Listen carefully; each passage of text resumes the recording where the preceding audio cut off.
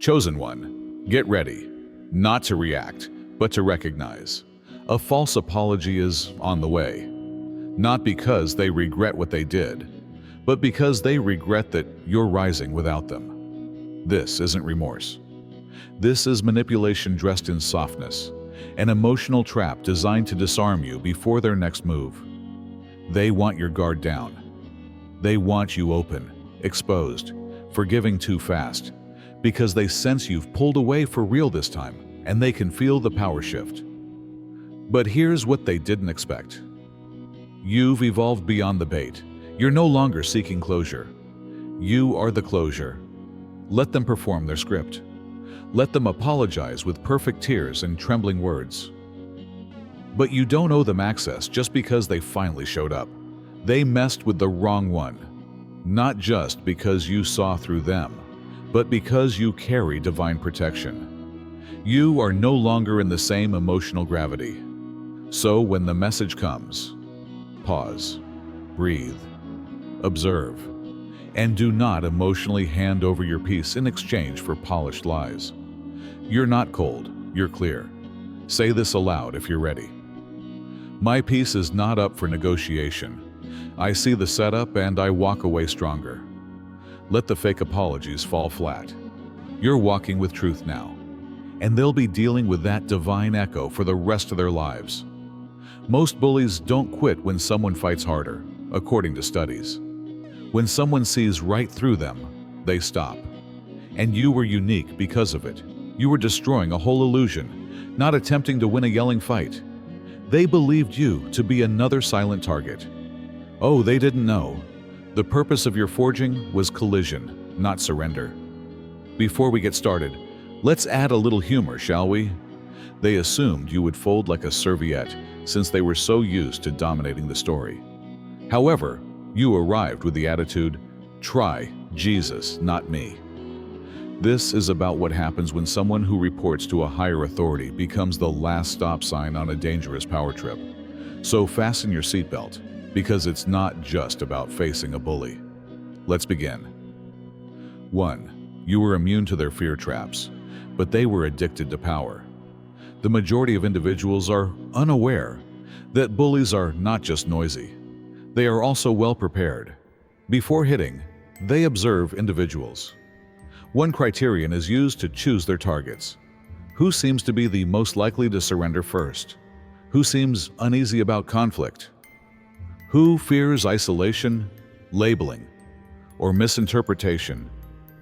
Bullies take advantage of the fear that most people keep to themselves in order to keep control. However, their system collapsed when they encountered you. Something unexpected occurred when they attempted to use their typical strategies. Your response differed from everyone else's. You didn't freeze, fumble, or flinch. You did nothing except stand still and stare them in the eye. You were reading them, not because they frightened you. You were already 10 steps ahead of them, subtly figuring out everything: their addiction to power, their need for attention, and their insecurities. While they believed they were in charge, you witnessed it. Your enthusiasm did the talking. You didn't have to speak louder. Bullies are experts at instilling fear. Their tone of voice is intended to inspire confidence. Whatever it takes to sway the situation in their favor, they use gaslighting, exaggeration, and humiliation. However, they are unable to deal with an immune person, someone who has previously experienced more, someone who feels valid without a crowd. You are that. You saw through them, not only refusing to be rattled. No insult could have unsettled them more than that. You see, emotional sovereignty, not physical might, is what frightens a bully. This person doesn't have to justify their value, since it is evident from their very existence. You offered them no response, but they are used to taking advantage of people's emotions. You let their loudness to drown them. At that moment, they understood that your silence, not your loudness, was the true force in the room. They didn't anticipate the fact that you weren't scared of being hated. You didn't need permission. The social game wasn't something you were playing. They were attempting to cause mayhem, but you arrived with clarity. They discovered that intimidation only works on those who haven't grasped their own strength after you made one move. You had nothing to prove, yet the once you refused to follow their lead, everything changed. They believed they were in the lead. As it happens, you were only allowing them to speak before drawing the curtains. 2. You dispelled the myth that safety is associated with silence. Silence is what bullies feed on, not their own, but that of others. Their favorite playground is the one. They rely on individuals being too timid to speak out, too self-conscious, or too fearful to shake things up. To maintain control, they rely on their victims remaining silent for a little period of time. Honestly, that typically does the trick. People remain quiet because they have been taught that speaking out would just make matters worse, that it is safer to keep your head down, and that it is safer to fit in. However, the mood abruptly changed when you arrived. Not only did you shatter the quiet, but you also revealed its hidden meaning. You spoke because the truth was choking under the falsehoods, not to create a fight. What worsened their situation? You didn't shout. You weren't sentimental. You were terrifyingly clear, grounded, and composed. That's why your voice sounded unique. They weren't prepared for someone who was revealing the whole arrangement rather than defending themselves. They detested every moment of it, and you weren't just calling them out. You were revealing a whole system of exploitation. Others began to sense it as well. The terrified ones started to awaken. They began mentally reliving events, questioning what they had come to accept as usual. The problem with your truth is that it began to shake the shackles off other people, in addition to releasing you. And you were dangerous because of it. Because bullies became alarmed when they see their illusion faltering.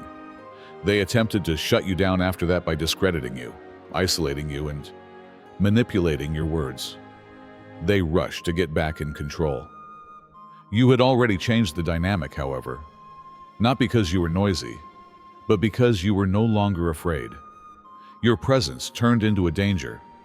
Silence is intended to safeguard the bully's comfort zone. However, the enchantment ended as you talked. The ripple effect, the way you showed others that being silent to maintain calm is precisely what allows turmoil to spread, was more important than a single incident. You were simply done acting like everything was okay. You weren't attempting to be a hero. You forced everyone else to ask the questions they had been afraid to ask by doing that. Power is that. 3. You destroyed their spiritual leverage instead of retaliating. They used the same strategies that worked on everyone else to attack you. Mind games, guilt, passive-aggressive remarks, and flimsy, pointed compliments. However, it backfired this time. They failed to see that you were designed for this and not simply another individual trying to get by in the present. Your actions were based on judgment rather than emotion. They attempted to manipulate you, but you possessed clarity, which was much more harmful. Bullies often rely on misunderstandings. They want you to have self-doubt, question what you heard, and wonder whether you're too sensitive. They maintain control by using your perceived reactions to justify their inappropriate behavior. However, they ran into a wall when they attempted it with you. Fortunately, you avoided the trap. They used emotional bait and nonsensical reasoning, but you avoided falling for it. You made an assessment, not an argument. They were shaken by it. You channeled their energy instead of matching it. Not only were you thwarting assaults, but you were also destroying the mechanism that enabled them. You were showing kids that true strength doesn't have to be loud by not raising your voice. Who can see through the act and refuse to comply is more important than who can argue more persuasively. You just needed to make that one move. Your energy, the way you held yourself, the fact that you didn't need their validation, approval, or phony peace offerings was what struck them most strongly, not your words. Your spirit had already determined that you were not for sale, so you didn't need to win the transaction. You don't compromise your dignity. You were there to draw the line, not to get revenge. Everything changed at that point. Not only did you shut them down, but you also revealed the emptiness of their authority. They understood that they were dealing with a spiritually powerful being, not simply a human. You were going straight to the source, not answering the insult. That's spiritual battle, not simply strength. They also discovered the hard way that although bullying someone who wants to be loved is simple, trying to control someone who is already free is a nightmare. 4. You had already bled and survived, but they preyed on the injured. They believed they understood you. Bullies always do. They search for persons who seem too calm, too polite, or too kind, because they assume that these traits indicate weakness. They search for anxieties they can intensify, wounds they can push into, and suffering they can distort. Their plan is to locate a wounded person and take advantage of the tenderness that remains. They were unaware, however, that you had previously visited hell and returned without losing your soul. You were carrying insight sculpted from your sorrow, not simply agony itself. They thought you were afraid when they saw your quietness. They failed to see that you had previously been broken, possibly more than once, and that you chose to use each fracture as armor rather than remain broken. Because of that, you became a new type of threat, not the loud, violent one they could easily incite, but the quiet warrior who understands the true meaning of pain and won't allow anybody to take them there ever again. They used the same strategies. They looked into your past. What you survived was something they attempted to exploit against you. They were unaware, however, that your narrative is a strength rather than a disgrace. You wore your scars with silent strength, not to conceal them. Additionally, they discovered mended skin when they attempted to extract blood. They attempted to set you off, but you didn't react. They were nervous at that point since you knew pain and weren't scared of it. They were used to folks who broke down, pleaded for peace, or backed down. However, none of it was done by you. You didn't need saving. Their turmoil did not scare you. You have previously triumphed against demons more formidable than theirs. You were the warning, even if they believed they were the danger. They worried when they saw they couldn't control you using their typical strategies. Not because you had harmed them, but because you couldn't be damaged in the same way that others could. You were not the prey anymore. They couldn't defeat you, since you had already bled and lived. To share the love of the angels, write Amen and contribute up to $20 with a super thank you. 5. You revealed their strength as performance rather than content. Being feared was important to their identity. It was all intended to give the impression that they were powerful. The loudness, the demeanor, the arrogant assurance. And it worked for a time. The fear of being singled out was sufficient to keep everyone in line, so they didn't really need to do anything. To avoid being the next victim, people kept tiny, changed their tone, and walked on eggshells. But you didn't shrink when you went in. You didn't comply. And the illusion began to fall apart. You weren't as aggressive as they were. You didn't engage in insult trading or one-upmanship. They detested the way you just held your ground. Because in reality, bullies live on compliance rather than power. Unless you believe it, their control isn't genuine. And the mask slipped when you didn't. Their large personality became dramatic all of a sudden. They sounded hollow, as threats. Their reliance on dread had no place to settle, and they seemed little without it. The fact that you didn't even have to raise your voice just made things worse for them. There was nothing you needed to prove. Everything they were attempting to conceal was revealed by your composure. Everyone else began to see how theatrical their authority really was as a result of your silence. Because they had nothing firm to stand on, people started to perceive what you saw. Someone frantically attempting to control the narrative. It was all noise and all posture. You demonstrated to the room something that most people never see, that fear-based authority requires authorization to exist, and that when that authorization is taken away, the whole system falls apart. You accomplished just that, By refusing to bow, you made it clear to everyone in the audience that authority derives from truth, and they had none. Then the air was different. The tension changed. They were aware that their grip over the room was weakening, because you stopped feeding the falsehood when you stopped complying. And all that's left is a loud, rootless voice. The fact that you didn't have to fight back, rather than that you did, was what shocked them the most.